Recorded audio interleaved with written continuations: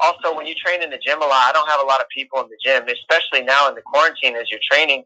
We've all been having to train with minimal people, like 4 to 6 people max in the gym, so that nobody's getting contaminated.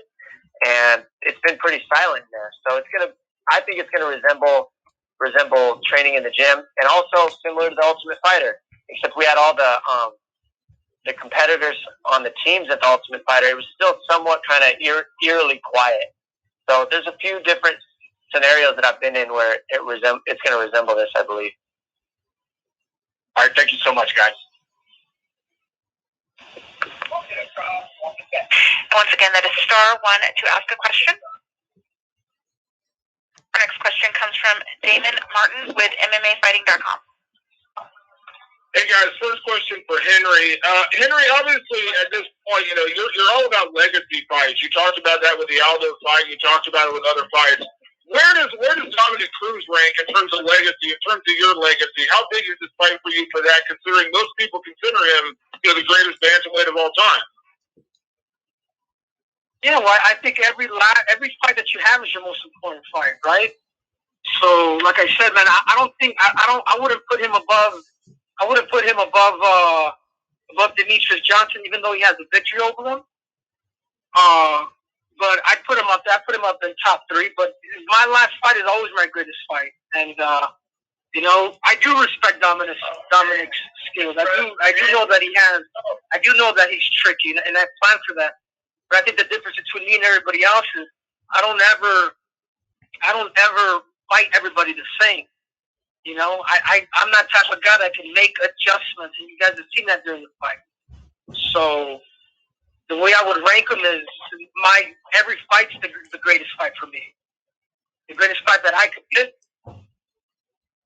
Henry, there's a lot to be said about ring rust in this sport, but we have precedent with Dominick when he came back off a long layoff and he beat Takeo Mizugaki. He came back off another long layoff and beat TJ Dillashaw. So he's proven that ring rust doesn't necessarily affect him. But what did you expect, coming into this fight off, a 3-year-long layoff? Are you looking for those kind of things, or do you have to expect Dominick is going to be the best he's ever been?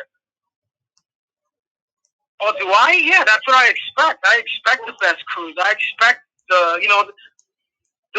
reason why Dominick has been successful is because of his grit. Because I will say this is because of his mind, but I also see a lot of flaws in there too, technically. So I know he's a tough challenger. He's been around the sport for a very long time, analyzing fights and team fights like that. It makes you smart. It gives you a good MMA IQ.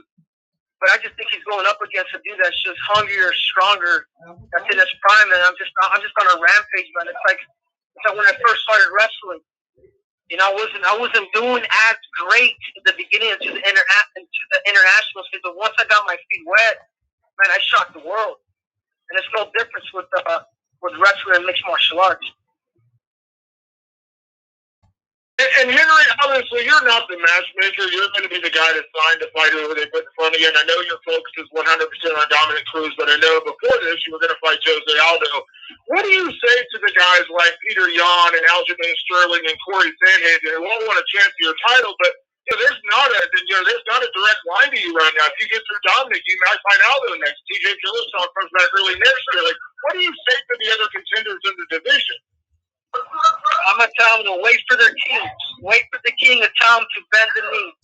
Aljamain Sterling got knocked out by the guy that I knocked out. Wait in line. And then Peter Yan, he needs to learn better English. He absolutely sucks.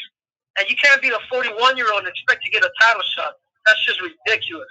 I'd rather fight somebody that hasn't fought in 4 years, like as in Dominick, if you choose those two. And a couple questions for Dominick. Obviously, Dominick, you've already achieved so much in your career, doing the things you've done and proving people wrong again and again, coming back off injuries and doing the amazing things. But where does this fight rank in terms of your legacy, considering what you've had to go through to get back here and knowing what Henry represents as obviously 2-division champion, the Olympic gold medalist, all these things you achieved? Where does this fight rank for you in your career? Well, I mean, it ranks up there as another history-making fight for me, But I really look at this a lot different than belts and all the things that we have. It's more about how you can make a difference in these times when you have a platform. So I look at this as a time where I can make a huge difference. Like, what's the value of champions belts or Olympic gold medals when there's 33 million Americans that just filed for unemployment benefits? They can't see their families since mid-March. 2,417 Americans died in the United States. There's no vaccine for COVID-19 coming, probably no end in sight. You know, so I've been in the question of what's the value of belts or even Olympic gold medals unless we can use it to make a difference in the lives and the service of humanity, essentially, really.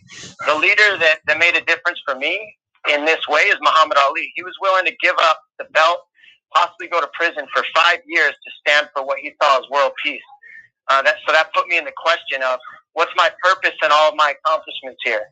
And realistically, it's to make a difference and stand for everybody who thinks that they're not a champion and let them know that regardless what everybody says, regardless of what everybody's credentials are, none of that matters if you believe and if you want it and you have a bigger purpose than yourself, just what you have, and just holding up your belts to everybody and saying, I'm better than you because I have this thing.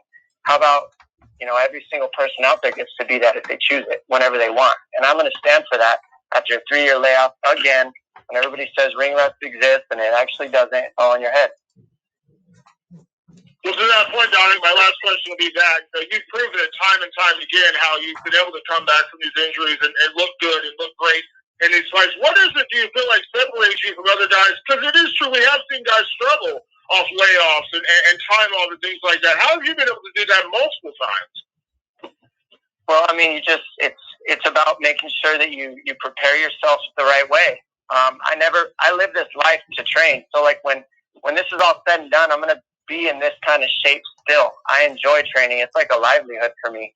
It's just how I like to live my life, is in shape, feeling good, and training hard. And really, transformation is a public event, so I'm constantly trying to transform in my life.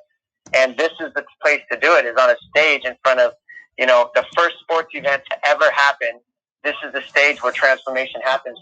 You know, every athlete on this card is putting themselves in a vulnerable position where they can be beaten or win. And what's the point? What's the pleasure in winning if there's no you know, thought of losing? So all this comes together to create, you know, a lot of fire, and I'm excited for it. Awesome, thanks, guys. Well, you better start unemployment checks. I'm taking your ass out. Yeah, cool story, Henry. Dominique, you know I'm the real deal. You know I'm coming. You ain't getting past 3 rounds. Yep, okay. You're short. I know that. And I know you're going to have a hard time finding me, little man. And you're going to remember that. You're going to remember that, princess. Okay. We'll see, man. When you're in there missing, you're going to find out real quick the difference and the amount of rounds I got in there over you. I got hours in there over you, little man. You're a wrestler. I'm about to prove that and expose you real quick. You just try not to break a nail, princess. You just make sure to make it on May 9th. Yeah, you coming off the shoulder surgery too, smart guy. So how are you any more tough than me? You're just coming back from surgery after a year. Have you ever done that? Nope. I've done it several times and I've proved it. I'm the bantamweight champion of the world, and I am the greatest combat athlete of all time. That's yeah, we'll see about that. Yeah, well, there you go, flaunting your credentials again, but none of those mean anything. Just how do you make a difference for anybody but yourself? Hey, I had the belt for 10. I had the belt for 10 years. I've been the. You only fought 2 times in 10 years, Dominick. I fought many times in 10 years, and you know what? I have more title fights than you as well. So remember that too. All you got to do is look at the numbers, Henry. You're catching up still, bro. You can win 3 more title fights and still be catching up. Well, you prove it to me, Princess, on May 9th. Because on May 9th, like I said before, I'm serving gold. I don't have anything to prove. Just gonna beat it out of you. You're gonna embarrass yourself trying to fight me. I hope so, Princess. That's just that last time against Cody. No, Cody's not you, is he? I have no power in the past. I have power right here, right now. I'm another animal on top of that. I'm a whole nother. What happened with you? What happened with you and Benavidez? What happened with you, Demetrius Johnson? You lost to both of them. That was 4 years ago. I was 4 years ago. You lost. That was 4 years ago. It was 3 years ago I lost. So there you go. Here you go. If you want to talk about past, there you go for you. I got some proof in why I'm going to smash you. Guess what? I came back and I beat one of the greatest of all time in Demetrius. And I'm about to come back and smash just a little turd who thinks he's better than he is. You're a 25er, and I'm going to prove it. You can try, Princess. You can try. Try not to break it now, Dominic. We heard that already. You keep saying the same thing. Exactly, because you're brittle and you break everything.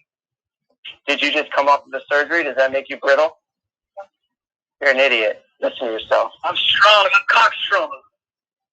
Lauren, we can move on to the next question. Our next question comes from Kevin. I love you, Dominic. Hey guys, thank you for that. Tough act to follow. My question would be for Dominic. The first thing, Dominic, obviously the Dillashaw fight was a huge win for you in your career, and I know it was an emotional victory. If you were to win this title on Saturday night, do you think it would surpass it, given that you've gone through this a second time? Would it surpass the significance of your win over TJ? I think the win over TJ will be more because TJ Dillashaw is a true bantamweight, and Henry's still a 25er. So realistically, this isn't going to be as tough as a fight as TJ. I know that. The physical accomplishment of getting your body back and doing everything that you've done, having had to do it a second or a third time, will that add to it at all? Though, even if you don't respect Henry the same way you respect TJ, the fact that you're getting your body back to that kind of level, will that have any added significance? Well, I never said I didn't respect Henry. I said that it was going to be not as tough as a fight as it was against a true bantamweight and TJ Dillashaw. So don't twist my words, please. I do respect what Henry's done as a yeah, you did. I do respect what Henry's done as a martial artist. You can't take that away. But I do believe that TJ is a true 135er and that Henry is a true 125er. And he'll go back down to his division after I beat him. After you had your fight with Cody, you gave one of the most amazing speeches I thought that I've ever heard an athlete give in the UFC, especially after a defeat. And I wonder, was that it? When you look back on it, is that kind of the emotions you're feeling right now as you talked about, giving back, and you talked about how many people have lost their jobs? Is that sort of the same emotion that you're feeling as you felt then after that Cody fight, in terms of the way you approached that speech and the way you try to approach this fight? Yeah, 100%. In that time, everybody in their life has lost something. And I think that was, as a fighter, as a champion who had lost in so long, to be in that vulnerable position and to be able to, just take full responsibility. I think it's bigger than me just making a bunch of excuses. It's about how can you, come up with something to give to the world with the platform that we have, to actually say something that matters rather than just basically vomiting on the mic. I mean, this is a platform we have. A lot of people listen to us. A lot of people like to hear what we have to say. And I think it's important that we use the platform for a bigger purpose. And that's what this is going to create. Dominic, you should try out for Miss Universe. You sound like Miss Universe. That's what this fight represents. It represents something bigger than just me. All across the world, Princess. Like I said, Dom, if I can. Go ahead. Dom, if I could just follow up with one other question then. I know when an athlete loses, when you guys lose a fight, you want to get back and get in there and kind of get it. You've had to sit there with that loss for 3 years and haven't had the ability to get back and, not avenge it against Cody, but just beat somebody else. Has that not has that been difficult to deal with? That, the last time you were coming back, you were coming off victories. This time you have that, that red L sitting on your record for 3 years. Is that tough to deal with mentally? No, I don't. I mean, I don't really look at it that way. I look at it as the past. Like, how many times have you made a bad article that you weren't happy with?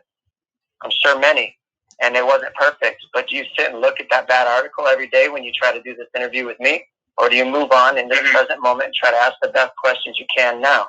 That's what I'm doing. I'm focused on the now, where my power is at, and I'm in very good shape. I feel like money right now. I'm heavy. I'm strong.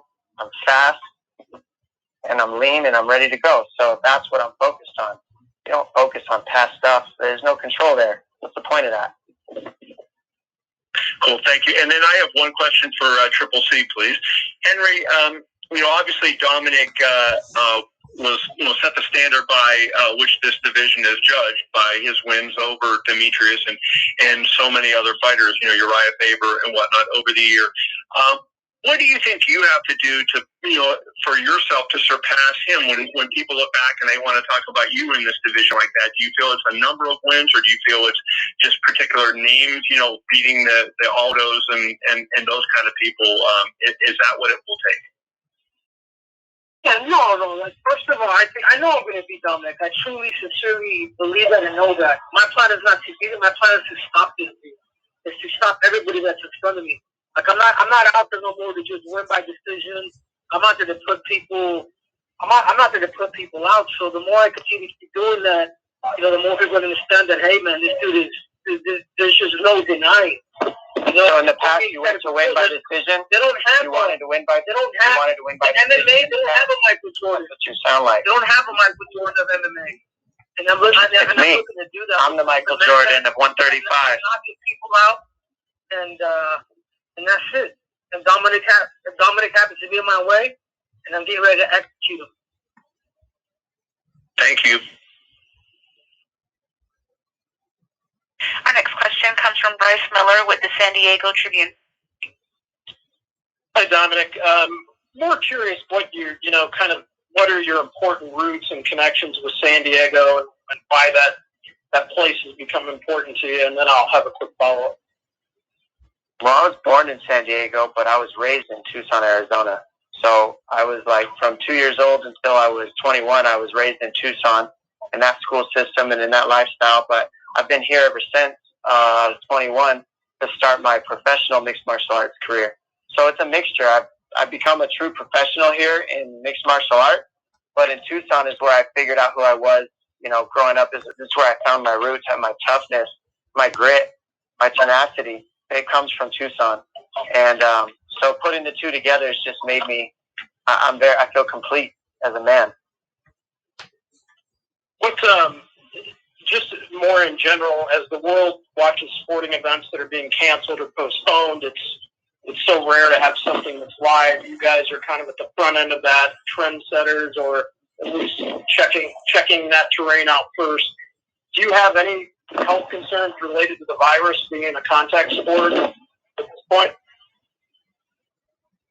I don't. I mean, realistically, anybody can contract this virus. I think that's partially the point, is understanding that anybody on earth can get this, but you can't just freeze up when you see something that's scary. You got to just kind of take the precautions, be as safe as possible, but live your life.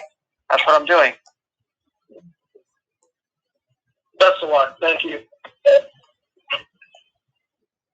Our next question comes from Aaron Bronstetter with the TSN. Hey guys, this one's for Dominick.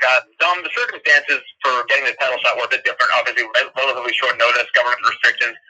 A great opportunity, but were those circumstances that turn off at all for accepting this fight? No. Not at all.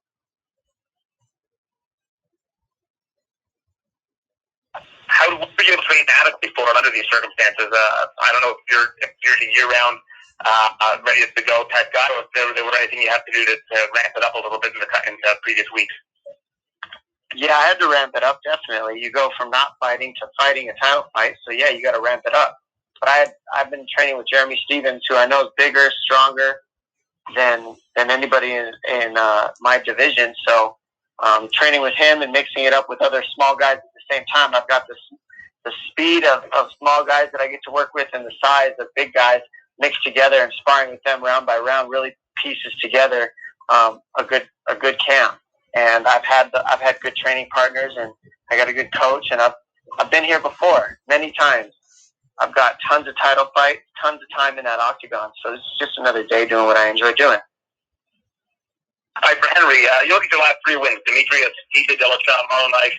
If you win this weekend, would you still want to face Jose Aldo next? Because the win streak of Demetrius, TJ, Moraes, Dominick Cruz, and Aldo could potentially be the greatest win streak ever, really, in terms of resume. Go back and look at my resume. I told Uncle Dana, I said, I ain't leaving after I beat up Dominique. I said, I'm going to be stomping on Jose Baldo's toes next. And then after that, Alexander Volkanovski, an overgrown midget. He's next. See, that's the best he can do with his platform. You hear that? It's so useless. Sorry for you guys. Exactly, Dominic. Exactly. Come on, man. You're part of that. Better, bro. You're better. You're better than the Stop worst. trying to be Miss Universe, silly. princess. I'm being here silly, for purpose. I'm here. You better sign up for unemployment. Why are you here?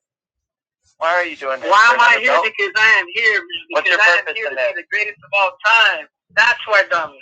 And then what? Knock your ass out. That's why. And then knock what? you out. And then what? Then when it's all over and you're retired. Then when you're all retired, you're just gonna have your keep knocking everybody out. That's it. That's it, Dominic. Dude, you're like I swear to you, man. You're like dude. You should try out for a pageant. I swear to you. Because your actions prove nothing.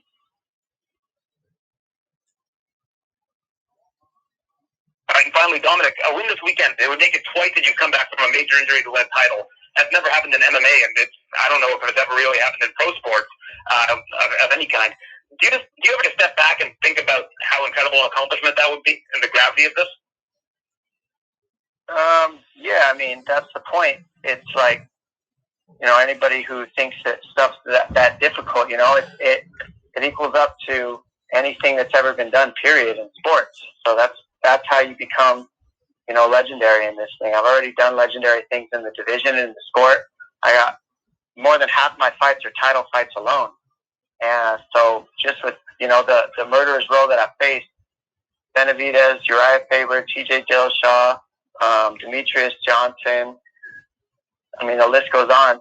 With all these people that I've beaten, I cleaned up division. I was ranked number 2 behind only the number 1 pound man for a year, Demetrius Johnson, and I had beaten him. So I've pretty much been pound for pound the best at one time in this sport. And, I've done everything you can do. And to come out after the layoff when nobody really gives you a shot and then just beat up at 125er, it's going to be fun. All right, guys, thanks. Appreciate your time. And that's all the time we have for questions. I'll turn the call back to Lene for additional remarks. Thank you, Lauren. I would like to thank Henry and Dominic for joining today's call. Media, stay on the line while we dial in the main event athletes.